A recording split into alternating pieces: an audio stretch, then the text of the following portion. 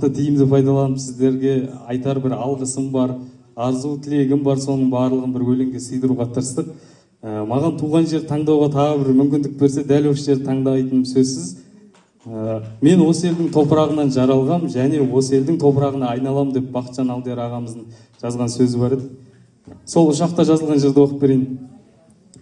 Кеудеме шырақ болып асыл арман, ой артып кеттім кеше осы маңнан. Сонда да туған жердің тұрделесі жұп-жұмыр жүрегіме көшіп алған. Санама серпін беріп балауса күн, жанымды жылытқанда алау шағым. Жұмақтың жерге түскен сәулесіндей сағынып қайта келдім саған шәрім. Сөз болып қонған сәттен сыңар бақыт, ұлым деп қарсылатын ұрандатып. Арнадым беу ауылым саған өлең әруағын әйтекенің бір аунатып. Жалғаған ырғыз болып әз арманын, туған жер шарықтаған ажар ләнім. Менде бір қуандықтың құлын шағем, жасымнан жатқа оқыған ғазалдарын.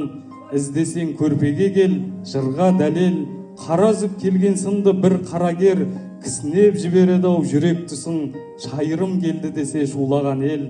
Кіл жүйрік топырағын тарпып өткен, жарқ етіп көрінетін қарсы беттен. Мен сені мақтан етем, қара бұтақ қазаққа дәуірлерден даңқы жеткен. Ілесіп ілгерлеу көшкегенен, мен едім батаңменен өскен өрен.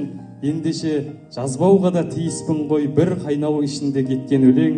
Жылдарды артқа тастап жұмбақ ауыр, ер жеттім, еркелетті тума бауыр.